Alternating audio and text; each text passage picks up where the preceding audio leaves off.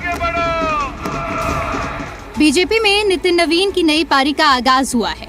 नई पीढ़ी को 45 साल पुरानी पार्टी बीजेपी की कमान मिली है। पीएम मोदी ने नितिन नवीन की जमकर तारीफ की। नितिन नवीन को अपना बॉस बताया। और जब बात पार्टी के विषयों को आती है, तब माननीय नितिन नवीन जी, मैं कार्यकर्ता हूं, वे मेरे बॉस हैं। बीजेपी के एक नए युग की शुरुआत हो चुकी है। नितिन नवीन के सामने सबसे बड़े राजनीतिक दल को आगे ले जाने की चुनौती है। लेकिन उससे पहले दिल्ली में आम आदमी पार्टी के संयोजक सौरभ भारद्वाज ने अपने एक बयान से बखेड़ा खड़ा कर दिया। मोदी की नई भाजपा के अंदर अब मजबूत व्यक्तित्व वाले, अपनी खुद की राजनीतिक जमीन वाले नेताओं के लिए क्या बचा है।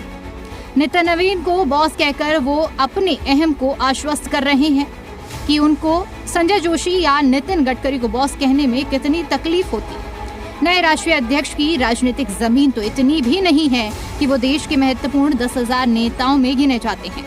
उन्होंने बीजेपी में ऐसे मुख्यमंत्री बनाए जिनकी अपनी कोई जमीन नहीं थी, जो दशकों तक मोदी के आगे हल्के दिखेंगे।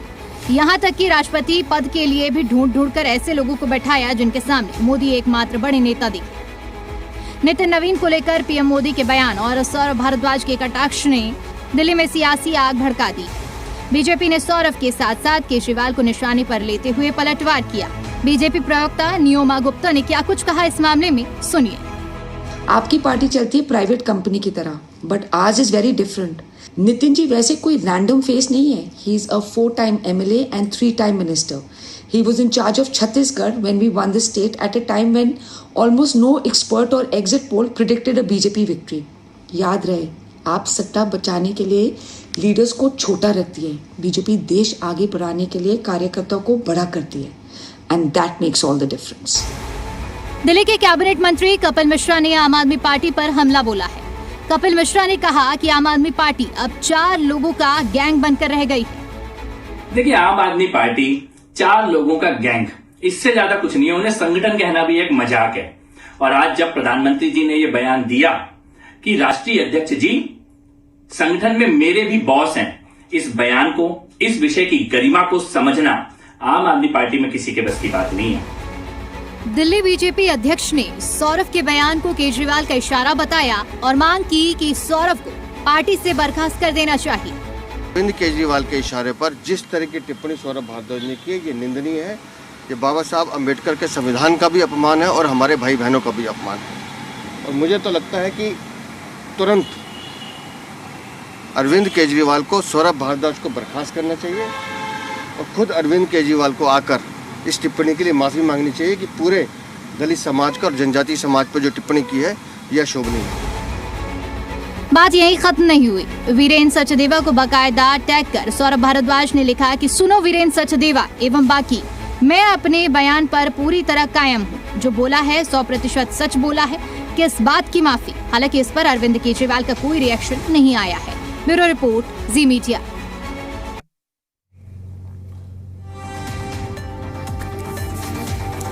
तो देखिए, मसला है भारतीय जनता पार्टी का। बीजेपी ने अपने अध्यक्ष चुना, लेकिन उस अध्यक्ष के चुनने के बाद आम आदमी पार्टी की तरफ से नुक्ताचीनी की गई और नुक्ताचीनी यहां तक की गई कि उसमें बहुत सारे घोड़े खोल दिए गए हैं। आज इसी मामले पर हम चर्चा करेंगे और इस चर्चा की शुरुआत करें उससे पहले जो हमारे सवाल है, हमारे प्रश्न हैं, उन पर एक नजर डाल लेते हैं। जिसमें सबसे पहला और महत्वपूर्ण जो सवाल है वो आपको दिखाते हैं। अध्यक्ष बीजेपी का तो परेशानी आम आदमी पार्टी को क्यों है? ये पहला सवाल है। बीजेपी के निजी मसले पर आम आदमी पार्टी के सवाल कितने जायज हैं और आम आदमी पार्टी को दिक्कत अध्यक्ष से है या नितिन नवीन से है, जो भारतीय जनता पार्टी के नए अध्यक्ष हैं? तो ये हमारे 3 प्रश्न हैं जिस पर हम आगे विस्तार से बात करेंगे, क्योंकि मसला नितिन नवीन भारतीय जनता पार्टी का है। लेकिन आम आदमी पार्टी ने जब ये सवाल उठाया है, उसके बाद आम आदमी पार्टी के ऊपर भी कई सवालों की बौछार हो गई है। आम आदमी पार्टी, जब आपने उस जगह पर हिट किया है तो ऐसा तो हो नहीं सकता कि काउंटर में आपसे सवाल नहीं पूछे जाएंगे। क्या सौरभ भारद्वाज उन सवालों से वाकिफ नहीं थे जो इस मामले पर उठाने के बाद आम आदमी पार्टी से पूछा जाएगा? आज इन्हीं मसलों पर हम चर्चा करेंगे, इन्हीं मसलों पर हम बात करेंगे, क्योंकि ये सवाल तो दिल्ली का है दिल्ली में जिस तरीके से सियासत हो रही थी, एक राष्ट्रीय मसला था, भारतीय जनता पार्टी का अपना अंदरूनी मसला है, टीका टिप्पणी थोड़ी बहुत ठीक है किया जा सकता है, लेकिन इसको सौरभ भारद्वाज ने जिस नोट पर लेकर गया है उसके बाद इस पर बात होना बेहद जरूरी है। कुछ सवाल हैं, उन सवालों के जवाब मिलने भी बेहद जरूरी हैं। तो चलिए, जो मेहमान इस वक्त मेरे साथ जुड़ चुके हैं, पहले उनसे आपका तारुफ करवा देते हैं, परिचय करवा देते हैं। जो इस वक्त मेरे साथ जुड़ चुके हैं, सैयद यासिर जिलानी, प्रवक्ता है भारतीय जनता पार्टी के, जो इस वक्त मेरे साथ जुड़ चुके हैं। मनीष झा जी हैं, प्रवक्ता है आम आदमी पार्टी के, जो इस वक्त मेरे साथ जुड़ चुके हैं। मुन्ना खान जी हैं, कांग्रेस पार्टी के प्रवक्ता हैं। आप तीनों का बहुत बहुत स्वागत। थोड़ी देर में एक और शख्स हमारे साथ जुड़ेंगे, लेकिन पहले आप लोग जुड़े हैं पॉलिटिकल पार्टी जो दिल्ली की मुख्य तौर पर है। आप सभी लोग तीनों का बहुत बहुत स्वागत। क्योंकि मसला आम आदमी पार्टी की तरफ से है, तो मैं चाहूंगा मनीष जी से आज इस चर्चा की शुरुआत करूं। मनीष जी, एक ना बड़ी कॉमन सी बात है, कहा यह जाता है कि आप व्हेन यू फिंगर, आप जब एक उंगली किसी की तरफ रेज करते हो तो बाकी उंगलियां आपकी तरफ मुड़ी होती हैं। सौरभ भारद्वाज ने जो बात कही, एक तो भारतीय जनता पार्टी का मसला, वो नितिन नवीन को चुने, चाहे यासिर जिलानी को चुन ले या किसी XYZ को चुन ले, भाई सौरभ भारद्वाज कुछ को क्या कंसर्न था। उसके बाद आप वही नहीं थमे, आप 2-4 कदम और आगे बढ़ गए, राष्ट्रपति को चुन लिया गया। ऐसे राष्ट्रपति पर कमेंट आ गया, बाकी नेताओं पे कमेंट आ गया। भाई क्या मतलब था, क्या जरूरी था इन बयानों का? जी धर्मराज जी, मैं बोलूं? हाँ, आपसे ही पूछा सर। देखिए, मैं बताना चाहता हूं, जिस बात को भारतीय जनता पार्टी के अध्यक्ष वीरेंद्र सचदेवा जी, दिल्ली के अध्यक्ष, तूल दे रहे हैं और दिल्ली के लोगों को, पूरे देश के लोगों को गुमराह कर रहे हैं, तो हम भी अपनी पार्टी की तरफ से अपनी बात रखना चाहेंगे। देखिए, मोदी जी ने PM बनने के बाद कभी भी और किसी भी महत्वपूर्ण पद पर किसी महत्वपूर्ण मजबूत व्यक्ति को नहीं बैठने दिया। मोदी जी और अमित शाह जी ने नए राष्ट्र जो अध्यक्ष बने हैं, नितिन नवीन जी, उनको बधाई, शुभकामनाएं। उनके साथ हमारा कुछ भी नहीं, बस हमारा एक छोटा सा सवाल है कि भारतीय जनता पार्टी जो दुनिया को अपने आप को सबसे बड़ी पार्टी बोलती है, जिसके पास सबसे बड़े कार्यकर्ता होने का रिकॉर्ड है, भारत की सबसे बड़ी जो राष्ट्रीय पार्टी होने का दावा करते हैं, क्या उनके फेरिस्ट लिस्ट में, क्या उनके पास नेताओं की कमी पड़ गई, या कहीं ना कहीं ये उन टैलेंटेड या उन जो अनुभवी नेता हैं, हाँ, जो लग सकता है कि मोदी जी के लिए या अमित शाह जी के लिए खतरे की घंटी बन सकते हैं, क्या नितिन नवीन जी के जगह पर नितिन गडकरी नहीं हो सकते थे? पूरा देश उनका सम्मान करता, एक अनुभवी आदमी है, पुराने आदमी हैं। हमें लगता है नितिन नवीन जी को चुनकर भारतीय जनता पार्टी अपने आप में एक प्रश्न चिन्ह खड़ा कर दी है, और कहीं ना कहीं ये मोदी जी का, अमित शाह जी का एक जो डिप्लोमेटिक राजनीति है, तानाशाही राजनीति है, वो झकलाता है, वो दिखलाता है। एक मिनट मनीष जी, एक मिनट रुकिए, आराम से। 2 अक्टूबर 2012 को आम आदमी पार्टी बनी, 13 साल से ऊपर हो गए, 13-14 साल हो गए। आपका जो सर्वोच्च कुर्सी है उस पर 26 नवंबर 2012 को, हाँ, पार्टी गठन होगा, 2 अक्टूबर को आया था मसला, अगर जो भी है। 12 के बाद आज 26 में हम बैठे हैं। आपके जो टॉप मोस्ट, जो सबसे बड़ा आपका ओहदा है, उस पर एक आदमी पिछले 13-13.5 साल से बैठे हुए हैं। उसके बाद वो कितने दिनों तक बैठे रहेंगे उस पर वो भी हम अभी नहीं कह सकते कि वो अगले साल, 2 साल, 4 साल, 6 साल में हट जाएंगे। तो जब आपकी पार्टी में वो चीज नहीं, फिर दूसरे पार्टी पर आप क्यों आप उंगली रेज कर रहे हो? देखिए, हमारी पार्टी एक लोकतांत्रिक पार्टी है और सारे फैसले यहाँ पे लोकतांत्रिक तरीके से होता है। हमारे राष्ट्र संयोजक अरविंद केजरीवाल जी है, और मैं आपको बता दूं 26 नवंबर 2012 को हमारी पार्टी का गठन हुआ था। हाँ, और क्या बोलते हैं आपको, 10 अप्रैल 2023 को हम राष्ट्रीय पार्टी बन गए। तो हमारे पार्टी के जो आप जिनको बता रहे हैं, अरविंद केजरीवाल जी राष्ट्रीय संयोजक हैं, दिल्ली के मुख्यमंत्री रहे। हमें नहीं, आपने जैसे नहीं आपने नहीं सर मनीष जी रिकॉर्ड है, आपने रिकॉर्ड छोड़िए, आपने जैसे कहा कि नितिन नवीन के अलावा क्या बीजेपी में कोई और कर्मठ और ऐसा अनुभवी नहीं था जिसको अध्यक्ष बनाया जा सकता था। आम आदमी पार्टी से भी पूछा जाएगा 13 साल में क्या राष्ट्रीय संयोजक के लिए और दूसरा कोई अनुभवी नहीं था जिसको बनाया जा सकता था?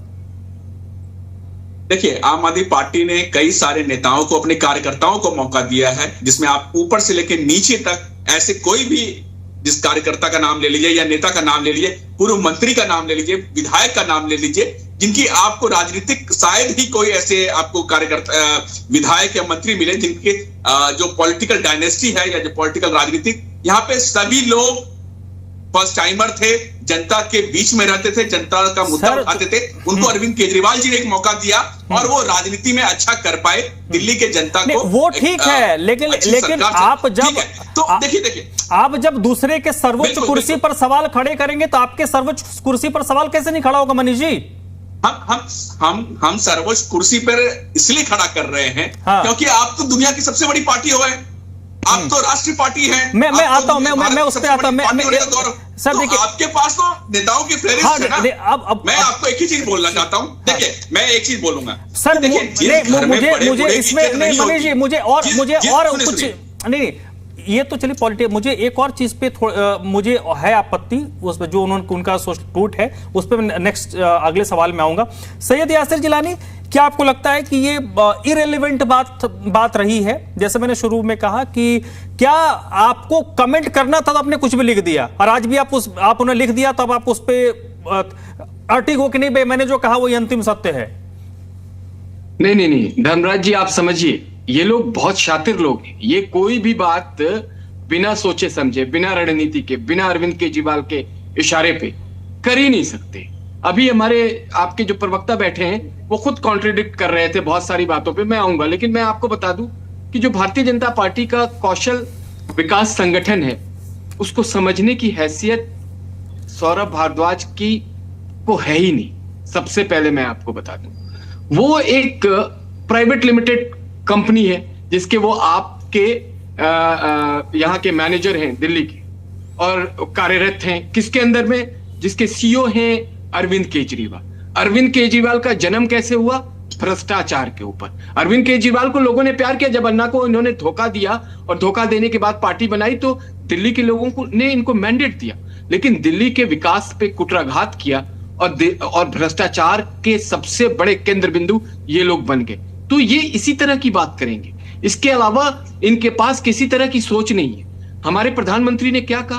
प्रधानमंत्री जी ने कहा कि हमारे जो संगठन के माननीय अध्यक्ष हैं वो हमारे बॉस हैं। ये संस्कार होते हैं और संस्कार तो इनके अंदर दूर दूर तक कभी भी नहीं रहा। जब इन्होंने शुरुआती धोखे पे, झूठ पे, फरेब पे किया, अन्ना जी को धोखा दिया, उसके बाद इनके कितने साथी, योगेंद्र यादव आपको याद होंगे, आपको वो वकील साहब याद होंगे, और ऐसे बहुत लोग, और किन लोगों को इन्होंने संगठन में जगह दी, जिन्होंने संगठन को इनके आगे बढ़ाया। आपको याद होगा संदीप कुमार, मैं उसके बारे में बहुत सारी जानकारी, जिसको मंत्री बनाया था, जिसका एक वीडियो कांड आया था। तोमर, जिसकी फर्जी डिग्री से इनकी पूरी जगहसाई आई हुई, लेकिन इनके ऊपर कोई असर नहीं हुआ, इनके ऊपर जू नहीं रेंगता। इसलिए नहीं रेंगता है कि ये संगठन को समझ ही नहीं सकते। सामंजस्य, समन्वय, संघर्ष, संगठित, ये सब अल्फाज इनके लिए है ही नहीं। ये तो एक जल्दी से आए आंदोलन के माध्यम से और इनको सत्ता हासिल हो गई, और उसके बाद जब सत्ता में आए तो ये सारी वो चीज भूल गए जो भारतीय राजनीति के संगठन जिन्होंने सत्ता कभी पाया था। भारतीय जनता पार्टी तो शून्य से शिखर तक की यात्रा करी है और आज के डेट में दुनिया का सबसे बड़ा संगठन है। और हमारा प्रहरी, भारतीय जनता पार्टी का जो कार्यकर्ता प्रहरी जिसको कहते हैं, वो राष्ट्रीय अध्यक्ष भी बनता है और वो प्रधानमंत्री भी बनता है। अभी ये कह रहे थे महोदय की सब जो टैलेंटेड लोग थे उनको पीछे छोड़ के भारतीय जनता पार्टी ने नितिन नवीन जी के ऊपर हाथ रखा और वो अध्यक्ष हो गए। अरे भाई साहब आप, और इन्होंने नितिन गडकरी जी का नाम लिया क्योंकि ये थोड़ा अल्प ज्ञानी लोग हैं, इन्हें जानकारी भी नहीं होती, ना ये जानकारी लेने की कोशिश करते हैं। नितिन गडकरी साहब राष्ट्रीय अध्यक्ष रह चुके हैं और भारतीय जनता पार्टी में अभी नितिन नवीन बने हैं। आप बिलीव करेंगे कि अगला राष्ट्रीय अध्यक्ष कौन होगा? कोई प्रोडिक्ट नहीं कर सकता, कोई नहीं बता सकता।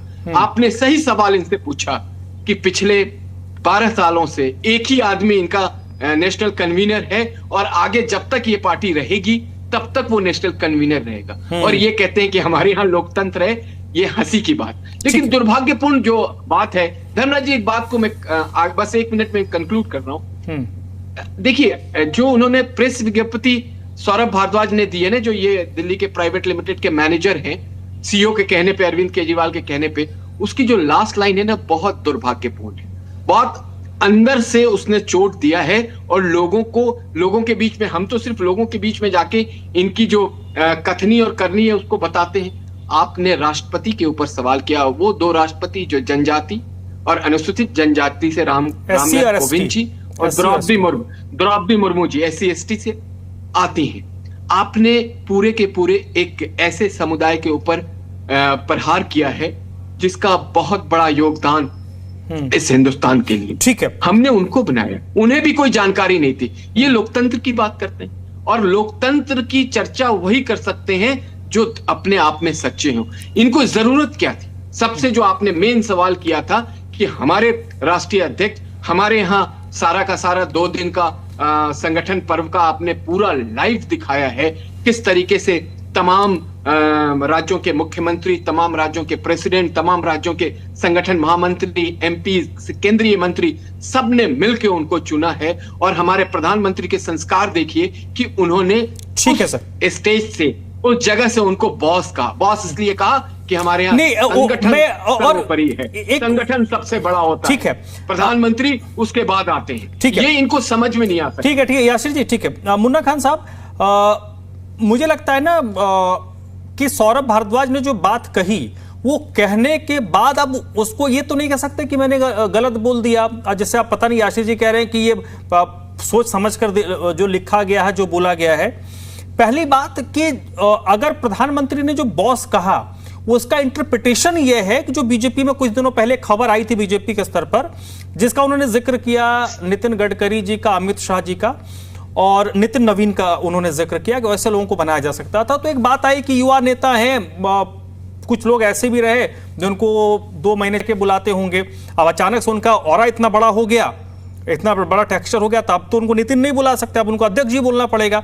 तो मैं ये मानता हूं कि प्रधानमंत्री जी का मैसेज वैसे लोगों को था कि भाई ये मैं कार्यकर्ता हूं, ये मेरे बॉस हैं, तो ये आप सबके बॉस हैं। मुझे लगता है प्रधानमंत्री ने उस आलोक में कहा। सौरभ भारद्वाज जी ने उसको दूसरे रूट में डाइवर्ट कर दिया, ये पहली चीज। दूसरा चीज, एक और बात उन्होंने जो कही जो राष्ट्रपति को लेकर, मैं अगर मेरे हाथ में है पावर तो मैं तय करूंगा ना कहां किसको बिठाना है, कहां किसको नहीं बिठाना है।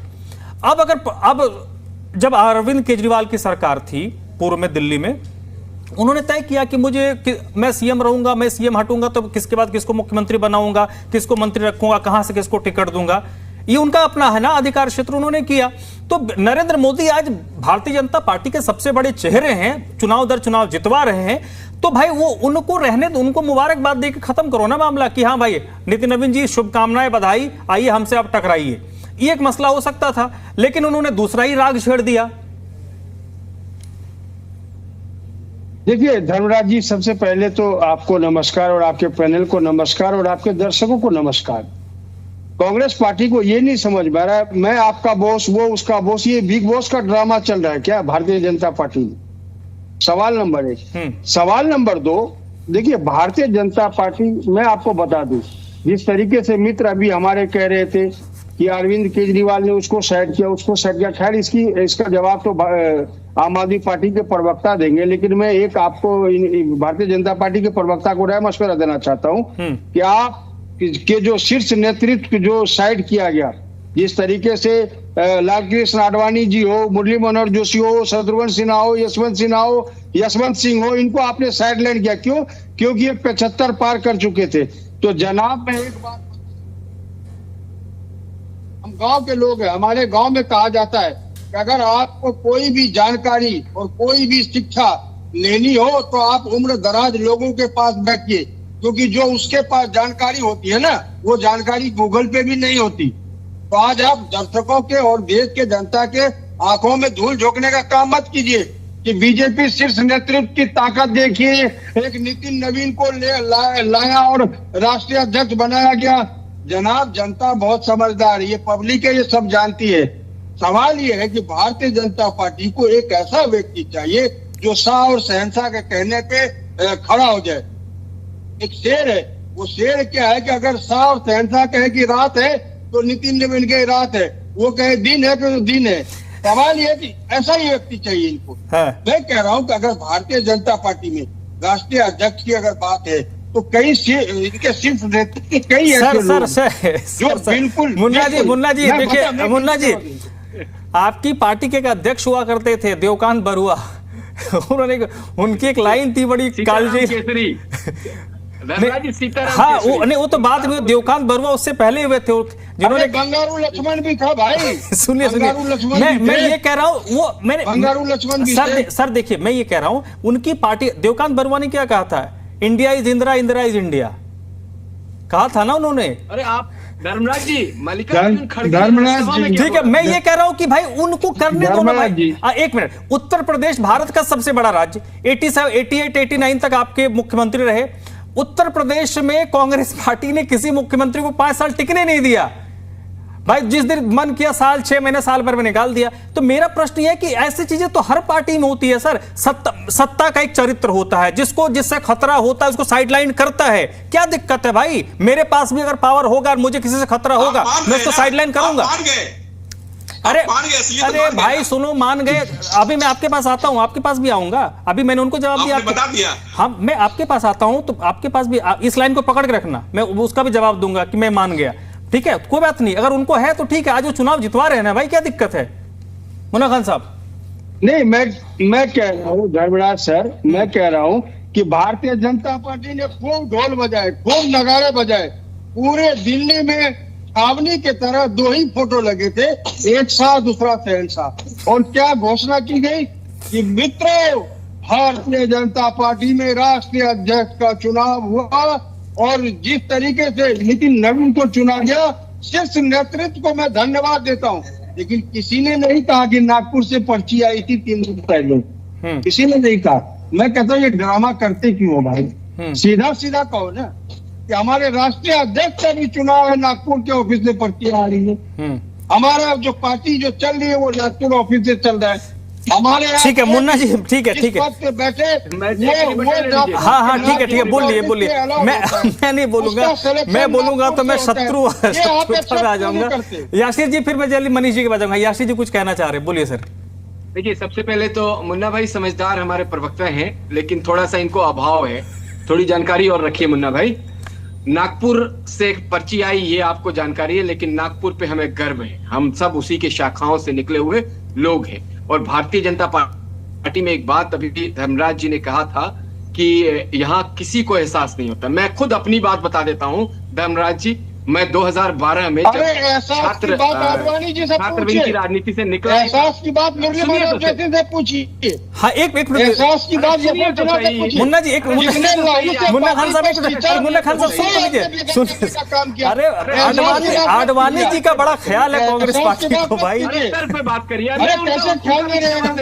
नहीं, बुजुर्ग है, ख्याल रखना चाहिए, हम सबके बुजुर्ग हैं। हाँ बोलिए। मैं सिखाया जाता है बुजुर्गों का ख्याल।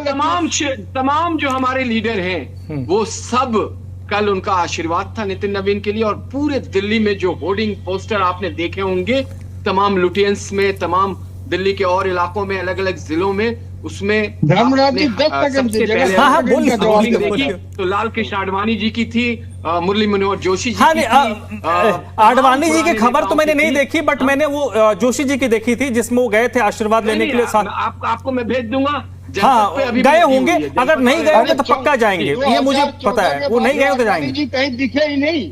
नहीं, सुनिए तो सही, 2014 के बाद तो आडवाणी जी कहीं दिखे ही नहीं। अरे सुनिए तो सही, आपके तो जो अभी अध्यक्ष हैं वो राज्यसभा में ये कहते हैं कि मैं तो मैडम सोनिया गांधी के कृपा से अध्यक्ष बनाऊं। ये हमारे यहाँ नहीं होता। हमारे यहाँ किसी को नहीं मालूम होता। मैं वही एग्जाम्पल दे रहा था धर्मराज जी, 2012 में मनीष भाई मेरे पास 9:30 बजे फोन आता है, मैं छात्रविंग की राजनीति से निकला था कि आपको एक सीट पे दिल्ली पे चुनाव लड़ना है। और मुझे सिंबल पे चुनाव लड़ाया गया, ये भारतीय जनता पार्टी। चलिए ठीक है हाँ, जल्दी से मुन्ना खान साहब, मनीष जी को बहुत देर से मैंने रोका हुआ है, वो उनको भी बहुत कुछ बोलना है। हाँ मुन्ना जी। देखिए अंदर खाने की जो रिपोर्ट है वो हमारे मित्र सैयद जिलानी जी आपको बता ही नहीं रहे। अंदर खाने की जो रिपोर्ट है वो मैं बता रहा हूँ। जी। लाल कृष्ण आडवाणी जी का घड़ा चाह रहा था कि जो शिवराज सिंह चौहान है वो राष्ट्रीय अध्यक्ष बने, लेकिन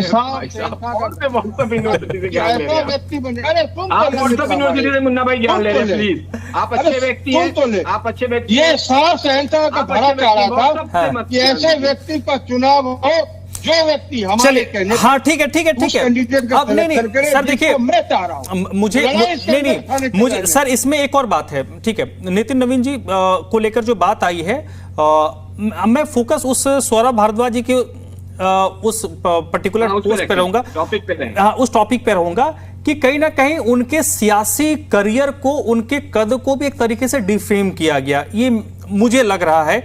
मनीष जी जो बात उन्होंने लिखी है, आपको जो कहना है कह लीजिएगा, साथ ही साथ एक सवाल भी जोड़ देता हूं। आजाद भारत में क्या हो मुझे नहीं पता, वर्तमान में भी आप नजर दौड़ा लीजिए, कितने ऐसे देश में नेता घूम रहे हैं जो 5 टाइमर विधायक हों, कितने नेता हैं? और आप उनको कह रहे हैं को 10,000 नेताओं में नहीं है। कौन सा नपना है नापने का भाई, बड़ा नेता छोटा नेता? 3 बार के मंत्री। हाँ 3 बार के मंत्री, 5 बार का विधायक होना किसी भी परिस्थिति में, किसी भी राज्य में कितने लोग हैं नेता, और आपको कहते हैं कि 10,000 में नहीं है वो। मनीष जी हाँ देखिए, सबसे पहले तो मैं आपके सवाल का जवाब दे दूं सर, उसके बाद मैं अपनी बात बोलूंगा। धर्मराज जी, जो आपने बोला कि 5 बार के विधायक हैं, बिहार से विधायक होते हैं, तो इनके पिताजी भी भारतीय जनता पार्टी की सियासत करते थे, राजनीति करते थे, वो भी विधायक रहे। और पटना में जिस कंस्टिट्यूएंसी से ये जीतते हैं, बांकीपुर असेंबली है, और वहां से बांकीपुर अब हुआ, पहले बांकीपुर नहीं था, बाद में बांकीपुर हुआ। एक सेकंड सर, एक सेकंड। हाँ बोलिए प्लीज। क्या हो गया? हाँ नहीं, अभी बांकीपुर है। हाँ। गलत बोल ये बांकीपुर क्या है। हो गया? और नहीं बांकीपुर से जीतते हैं ये, बांकीपुर से। हाँ बांकीपुर अभी है, शुरुआत में 2 चुनाव बांकीपुर नहीं था, बाद में बांकीपुर हुआ। जी बिल्कुल। बांकीपुर से जहां से चुनाव जीतते हैं, वो हमेशा से भारतीय जनता पार्टी का गढ़ रहा है, जगह रहा है। वहां से अगर आप तमिलनाडु या साउथ के भी किसी को खड़ा कर देंगे तो वो भारतीय जनता पार्टी के सिंबल पे जीत जाएगा। दूसरी बात, हम नितिन नवीन जी की बात कर रहे हैं। नितिन नवीन जी को कल राष्ट्र अध्यक्ष बनाया गया, धूमधाम से 10,000 नेता आए, ये धूम धड़ाका काफी, जो अभी गिलानी साहब जिसके बारे में बता रहे थे, पोस्टरबाजी और होर्डिंग्स और सब कुछ लगाया गया। तो मुझे ये बता दीजिए कि पहले उनको कार्यकारिणी राष्ट्र अध्यक्ष बनाया गया, फिर राष्ट्र अध्यक्ष घोषित किया गया। क्या कोई दूसरा ऐसा नेता की हैसियत थी कि उनके खिलाफ पर्चा दाखिल कर सकता? इसीलिए जो अभी मुन्ना खान जी बोल रहे थे, मैं उनके बात पे ऐड करना चाहूंगा कि देखिए, पहले तो दिल्ली में इन्होंने पर्ची मुख्यमंत्री दे दिया, अब इन्होंने दूसरा पर्ची राष्ट्र अध्यक्ष दे दिया। हमें नितिन नवीन जी से कोई तकलीफ नहीं है, हम तो उनको शुभकामनाएं दे रहे हैं, लेकिन हम बोल रहे हैं पहले पर्ची मुख्यमंत्री के बाद पर्ची राष्ट्र अध्यक्ष इन्होंने कर दिया। आप यार 1-2 नॉमिनेशन करवा दिए होते, फर्जी नॉमिनेशन कर दिए होते और जितवा देते नितिन नवीन जी को। आपके फैसले के खिलाफ तो कोई नहीं जाता, लेकिन ये एक डेमोक्रेटिक तरीका होता। हम प्रक्रिया पे प्रश्न चिन्ह खड़ा कर रहे हैं और कोई बात नहीं है। और इसमें हम यही बोलना चाहेंगे कि देखिए, तानाशाही किसी के सगे नहीं होते। वो आज अपने मतलब निकलने के बाद वो हर किसी को कुचल देना चाहते हैं। और मैं इस संदर्भ में कहना चाहता हूं कि देखिए, जिस घर में, मैं किसी पे टिप्पणी नहीं कर रहा हूं, आप समझिए, आप अपने आप समझ जाएंगे, जिस घर में बड़े बूढ़े की इज्जत नहीं होती, वहां भगवान का भी वास उस घर में नहीं होता। और यही कारण था कि ये अयोध्या हार गए। अब आप समझ लीजिए, जिन्होंने भारतीय जनता पार्टी को अपना खून पसीना से सींचा, आडवाणी जी, मुरली मनोहर जोशी जी, उनका आज क्या है? उनके इस पार्टी में कहां रह गए? क्या हैसियत है? तो बात समझने वाली है। अब बात आप नितिन नवीन जी को आपने बहुत अच्छा बता दिया कि 5 बार के विधायक हैं। हम नितिन जी के उस पर बिल्कुल नहीं कर रहे, लेकिन ऐसे 2500 विधायक हैं, ऐसे 2500 विधायक हैं और भी थे। लेकिन भारतीय जनता पार्टी को एक यस मैन चाहिए, जो जब आए सर, तो कुर्सी से यस खड़े मैन हो जाए, आज की जब तारीख जो में आए किसको उसी नहीं की चक्कर चाहिए? होते। तो ये एक यस मैन बनाया गया है। मनीष जी, और यस कुछ मैन नहीं। किसको तो नहीं मान लीजिए चाहिए? ना, बोल दीजिए। अरे भाई साहब ये बताओ ना, अरे सर सुनो मनीष जी आपने ना, नहीं मनीष जी आप मुझे बताओ, यस मैन आज की राजनीति में किसको नहीं चाहिए?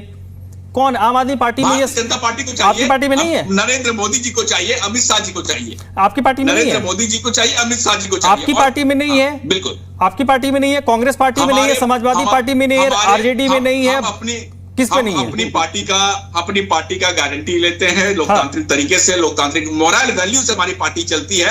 और जहां पे हर किसी को मौका मिलता है, आप चाहे किसी भी विधायक का हिस्ट्री उठा लीजिए, किसी भी पार्षद का हिस्ट्री उठा लीजिए, किसी भी नेता का हिस्ट्री उठा लीजिए, आप उनके बारे में उनके पीछे जाके देख लीजिए, सबको मौका मिल रहा है और सबको आगे बढ़ने का एक तरीका मिल रहा है, जो कि लोकतांत्रिक वैल्यू को स्पष्ट करता है। ये हमारे पार्टी की खूबसूरती है, ईमानदारी है। सर देखिए, और मैं बोलिए। आज भारतीय जनता पार्टी जिस चीज को बजाना चाहती है, ढोल बजा के, ड्रामा बजा के, बैंड पार्टी बजा के जिनको माला पहना रहे हैं, यार सारी दुनिया जान रहा है। आप नितिन नवीन जी के जगह किसी एक और जी को, कोई और एक जी को, संजय जोशी जी को या किसी और XYZ जी को, किसी को पर्चा भरवा दिए होते, बनना तो वही था। तो नितिन नवीन जी का जो बॉस, जो प्रधानमंत्री जी ने कहा है, आपने उसका अलग मायने निकाला। हाँ, आपने तो बिल्कुल उसका अलग मायने निकाला, लेकिन यहाँ पे मायने उसका बिल्कुल स्पष्ट है। और जो हमारे अध्यक्ष सौरभ भारद्वाज जी ने कहा, वो बिल्कुल उन्होंने बिल्कुल सही बोला है कि नितिन नवीन जी को जो बॉस कहकर नरेंद्र मोदी जी ने अपने अहम को आश्वस्त कर रहे हैं कि देखिए, उनको संजय जोशी अगर होते या नितिन गडकरी जी होते, उनको बॉस करें। अरे संजय जोशी बीजेपी के किस इकाई में है भाई? 20 साल पिछले 12-15 सालों से किस इकाई में है वो? संजय जोशी कहाँ है वो? नहीं संजय जोशी, ठीक है, मैं नाम ले रहा हूं, नितिन गडकरी जी लेना। यार आप गिरिराज सिंह हो जाते, रविशंकर प्रसाद हो जाते, तो वहां पे कहने में उनको कितनी तकलीफ होती। यहाँ तो नितिन नवीन जी उन्होंने बुलाया, बोल दिया। अभी वो बोल रहे थे गिलानी साहब कि अगला राष्ट्रीय अध्यक्ष होगा, कौन पता, कोई किसी को नहीं पता। अगला राष्ट्रीय अध्यक्ष कौन होगा ये भी जो है, ये भी पर्ची से निकलेगा, जाहिर सी बात है।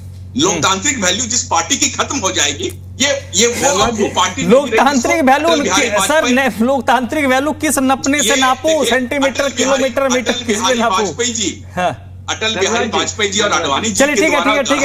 यासिर गिलानी जी कुछ कहना चाह रहे हैं, नवीन दुबे जी भी आ चुके हैं। सर बहुत स्वागत है, मुझे 30 सेकंड दीजिए, मैं आपके पास आ रहा हूँ। यासिर जी कुछ कह रहे हैं, 30 सेकंड में आपके पास आता हूँ। बीजेपी के किस इकाई में है भाई? 20 साल पिछले 12-15 सालों से किस इकाई में है वो? संजय जोशी कहाँ है वो?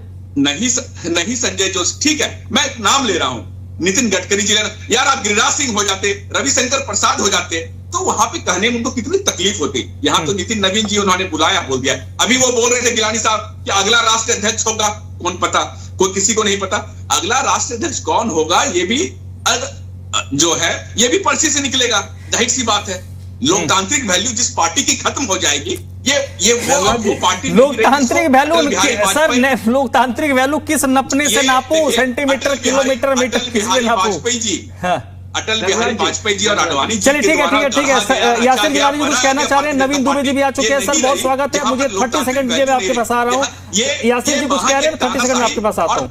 तानाशाही वाली पार्टी लग गई है, जहां पर अमित शाह जी और नरेंद्र मोदी जी फैसला लेते हैं और पर्ची से मुख्यमंत्री। चलिए ठीक है भाई साहब, ठीक है। मनीष जी आप सुन लीजिए, भाई यासिर जी थोप देते हैं, ठीक है। हाँ धर्मराज जी, मनीष भाई भी बड़े सीधे व्यक्ति हैं।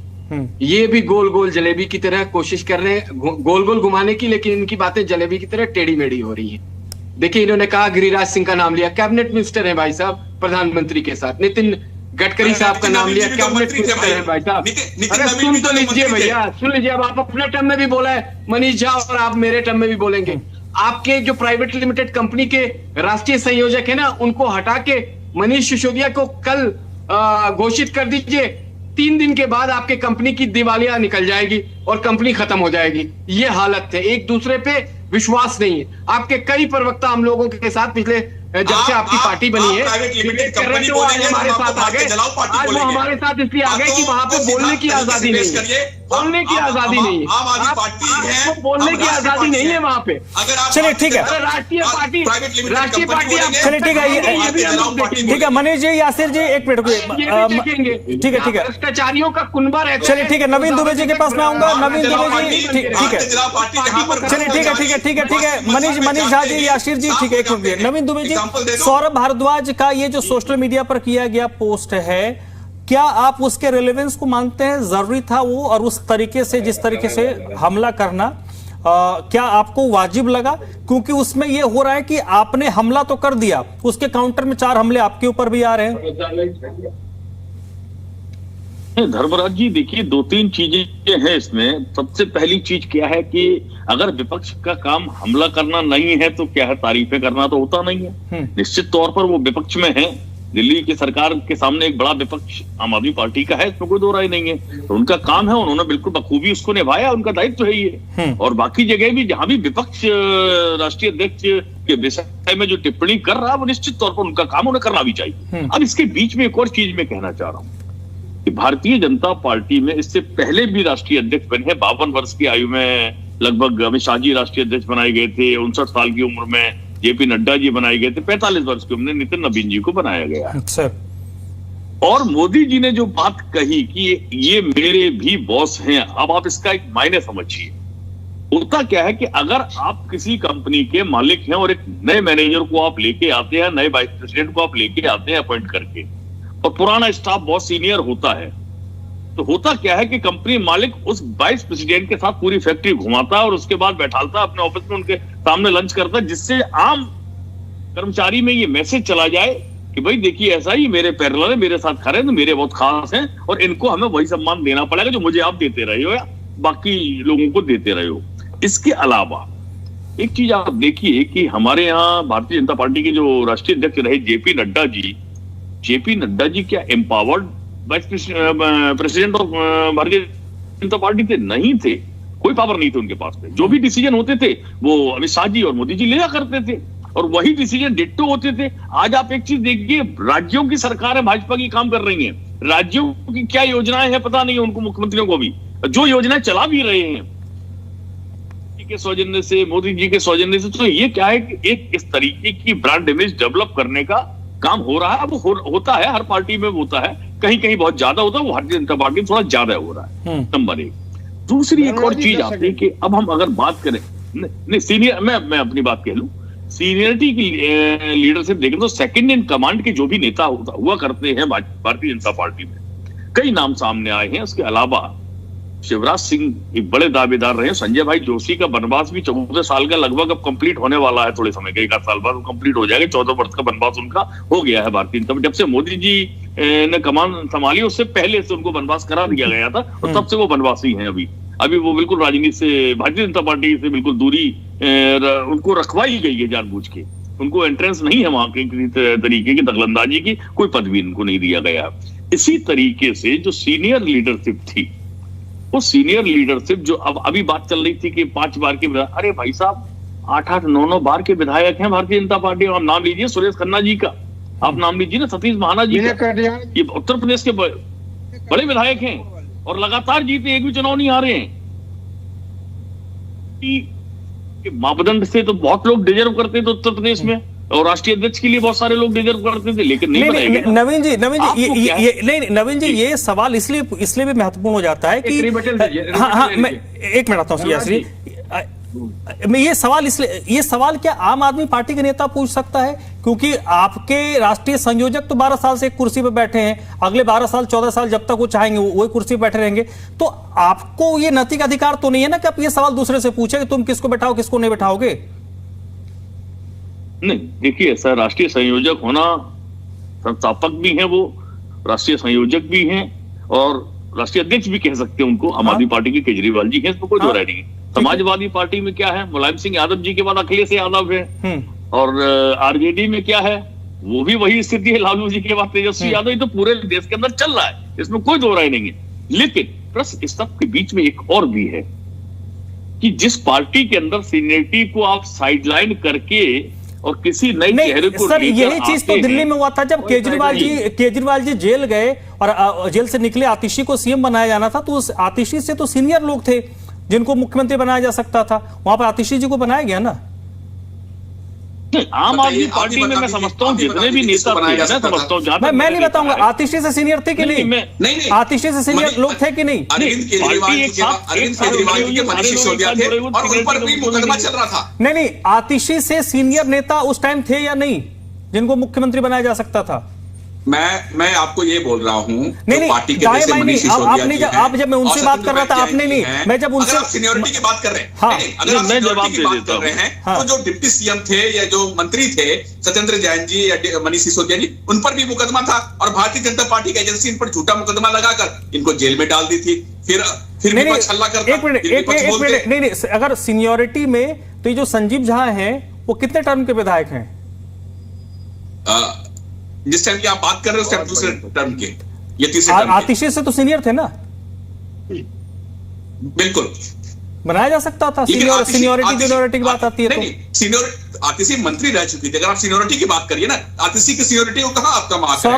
सौरभ भाई हमारे मंत्री रह चुके हैं। सौरभ भारद्वाज जी, आतिशी जी मंत्री रह चुकी थी। सौरभ भाई वो मंत्री भी थे, सौरभ भाई हमारे सीनियर भी हैं। नहीं, आप एक बात नहीं, आप सर बात पसंद किया जाती है ना, पसंद किया प्रभुत्व किया जाती है ना मनीष भाई। हाँ नवीन जी बोलेंगे। सर मैं आपके पास इसलिए गया मनीष भाई क्योंकि आपने बीच में इंटरप्ट किया। नवीन जी जवाब देंगे। सर बोलिए। ठीक है, देखिए मेरा सर नवीन जी, मेरा कंसर्न बस इतना है कि सौरभ भारद्वाज ने जिस सुचिता, जिस गरिमा की बात की, आज की राजनीति में वो चीज नहीं है और उस तरीके के छींटे आम आदमी पार्टी के दामन में भी लगे हैं। इसलिए उस पर आज हम डिस्कस कर रहे हैं। कांग्रेस पार्टी ने नितिन नवीन को लेकर ऐसी कोई बात नहीं कही, समाजवादी पार्टी ने नहीं कही, बसपा ने नहीं कही, सीपीएम ने नहीं कही। सौरभ जी ने भाई साहब रुक जाओ। अरे मनीष जी नॉन स्टॉप आईना की तरह स्पष्ट कर दिया है कि भारतीय जनता अरे रुक जाओ मनीष झा जी, रुक जाओ। हाँ भाई, आईना दो तरफा भी होता है, सिंगल नहीं होता।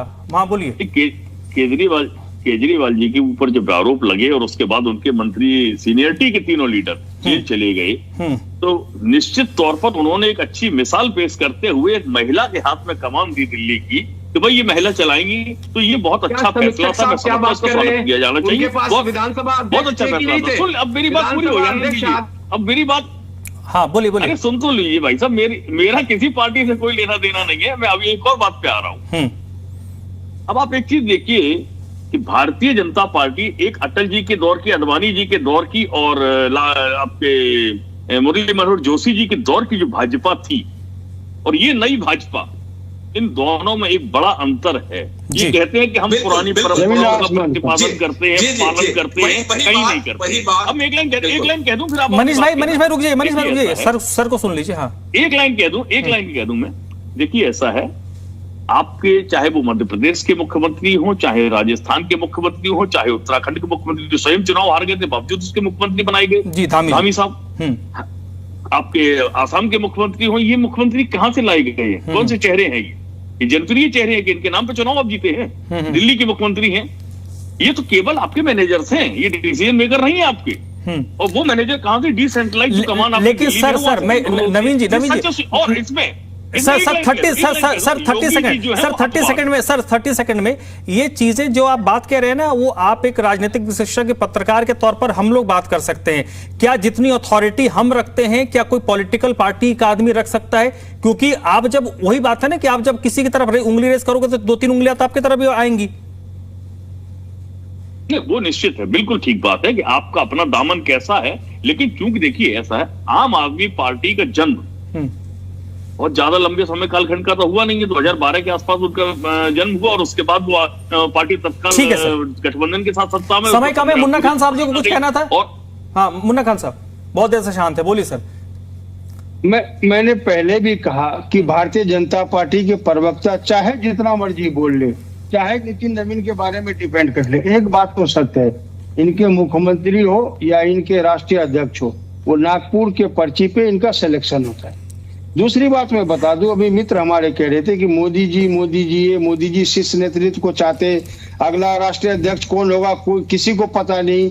इन्होंने सही कहा। आप 2014 से पहले जो कांग्रेस के शासनकाल में आप 8 वर्ष के बच्चा को पूछते कि देश का रक्षा मंत्री कौन है, बता देता। देश का स्वास्थ्य मंत्री कौन है, बता देता। देश का क्या कहते रोड डेवलपमेंट मंत्री कौन है, बता देता। लेकिन 2014 के बाद आप 8 साल के बच्चे की बात छोड़िए, 25 साल का बीजेपी के कार्यकर्ता को नहीं पता कि रेल मिनिस्टर कौन है, स्वास्थ्य मंत्री कौन है, उड्डयन मंत्री कौन है, शिक्षा मंत्री कौन है। ये अलग है। ये बात करते हैं शिफ्ट नेतृत्व सर पे बिठाने की। आज इनसे पूछिए उड्डयन मंत्री कौन है, इनको पता नहीं है। शिक्षा मंत्री कौन है, इनको पता नहीं। अगर हॉस्पिटल का उद्घाटन हो तो वहां पे देश के प्रधानमंत्री फोटो शूट कराते हैं। अगर किसी रेलवे स्टेशन का उद्घाटन हो, प्रधानमंत्री पहुंच जाते हैं। एयरपोर्ट का उद्घाटन हो, वहां पे शाह दोनों पहुंच जाते हैं। और मंत्रालय बचा कहाँ? मंत्रालय के अंदर काम बचा कहाँ? और इन्होंने कहा कि शिफ्ट नेतृत्व देखिए 5 बार का विधायक, उसको हमने राष्ट्रीय अध्यक्ष बनाया। थोड़ा शर्म कीजिए जनाब।